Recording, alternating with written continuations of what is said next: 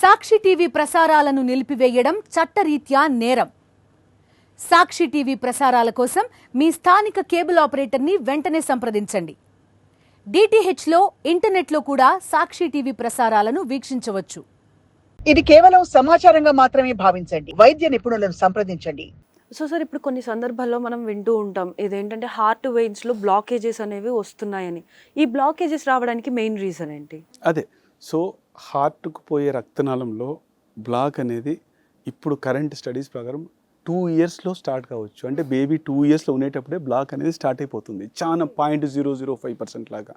ఆ పాప ఒక 2-3 years 4 years వచ్చినప్పుడు రోజు చిప్స్ ప్యాకెట్ తినేసి, అంటే మూవీ వాచ్ చేసుకుని ఒకే చోట కూర్చొని టీవీ చూసుకొని ఇలానే ఒక 5 years 10 years కలిపి ఒక 15 years వరకు అలానే లైఫ్ స్టైల్ ఉందనుకోండి. అంటే ఎక్కువ ఫిజికల్ యాక్టివిటీ లేకుండా, ఎక్కువ ఫ్రైడ్ ఐటమ్స్, ఒక హెల్దీ ఫుడ్ లేకుండా, జంక్ ఫుడ్ ఇలాంటిది ఎక్కువ తీసుకునే అలవాటు ఉందనుకోండి, బై ఒక 5% 7% వరకు బ్లాక్ ఈజీగా వచ్చేవచ్చు ఒక 15 years లోపల.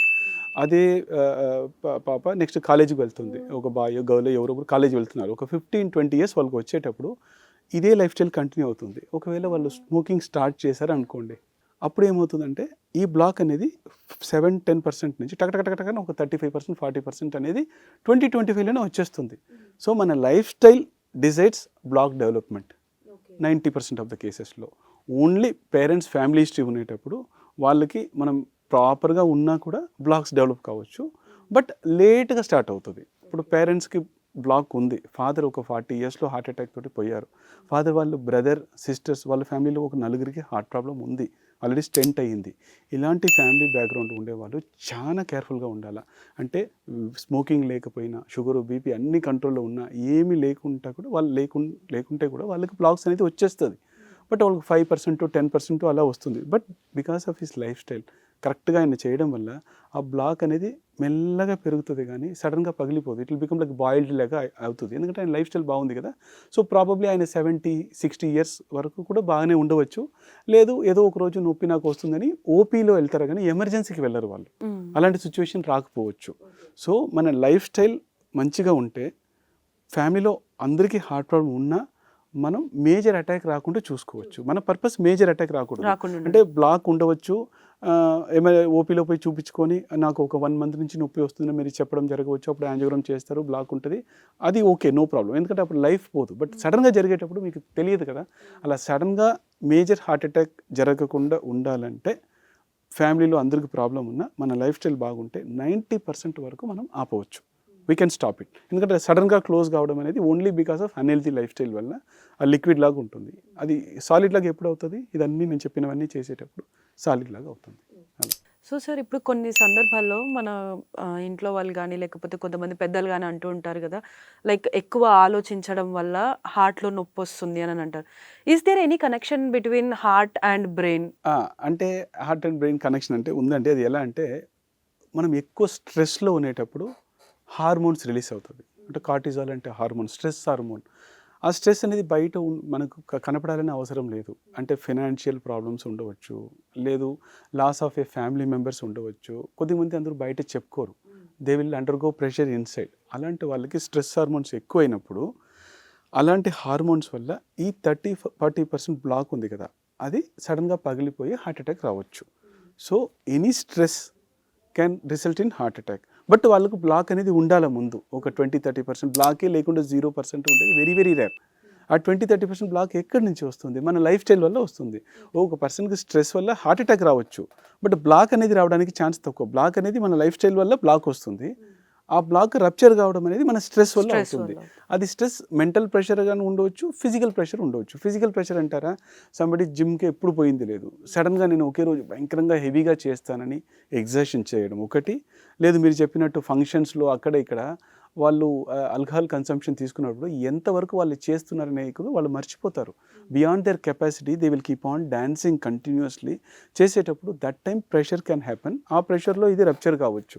లేదు సడన్గా ఎప్పుడు మనం రన్నింగ్ చేసింది లేదు, సడన్గా మ్యారథాన్లో పోయి మనం పార్టిసిపేట్ చేస్తున్నాం వితౌట్ ప్రాపర్ ప్రిపరేషన్, అలాంటి టైంలో ఇది రప్చర్ కావచ్చు. సో ఇలా అన్ప్రిపేర్డ్గా మనం ఫిజికల్ యాక్టివిటీ చేసేటప్పుడు లేదు అన్యూజువల్ స్ట్రెస్కి గురి అయినప్పుడు డెఫినెట్గా హార్ట్ అటాక్ వచ్చే అవకాశం ఉంటుంది. హార్ట్ అటాక్స్ గురించి మాట్లాడుతున్నాం కదా. సో బేసికలీ ఏంటి అని అంటే ఇప్పుడు చాలా సందర్భాల్లో జిమ్స్లలో కూడా జిమ్ చేసే వాళ్ళు కూడా ఎక్కువగా చనిపోతున్నారు. కొంతమంది సెలబ్రిటీస్ని కూడా మనం Correct. చూసాం. ఎక్కువ ఎవరైతే జిమ్ అడిక్టెడ్ ఉంటారో వాళ్ళందరూ కూడా ఈ సడన్ హార్ట్ అటాక్ వల్ల చనిపోతున్నారని. సో వాళ్ళలో ఏంటంటే కొంతమంది స్టెరాయిడ్స్ తీసుకోవడం వల్ల చనిపోతున్నారని కొంతమంది అంటున్నారు. కొంతమంది ఏంటంటే హెవీ వెయిట్స్ లిఫ్ట్ చేయడం వల్ల అది ఏదైతే వే ప్రోటీన్ తీసుకుంటారో వాటి వల్ల అవుతుండొచ్చు అని మరి కొంతమంది అంటున్నారు. అసలు ఇందులో ఏది కరెక్ట్? చెప్తాను చూడండి. Whey protein is not related to that అండి. బేసికలీ ఆ మజిల్ మాస్ పెంచుకోవడానికి the amount of saturated fatty acid, non vegetarian items, meats consumption, saturated వాళ్ళు ఎంత తీసుకుంటారు దట్ ఈస్ అన్కంట్రోల్డ్. ఇప్పుడు రీసెంట్ టైమ్స్లో మజిల్ పెంచుకోవడం ప్రయారిటీ. అది స్టీరాయిడ్ వల్ల ఉండవచ్చు, కావాల్సిన కన్నా ఎక్కువ ప్రోటీన్ తీసుకోవచ్చు.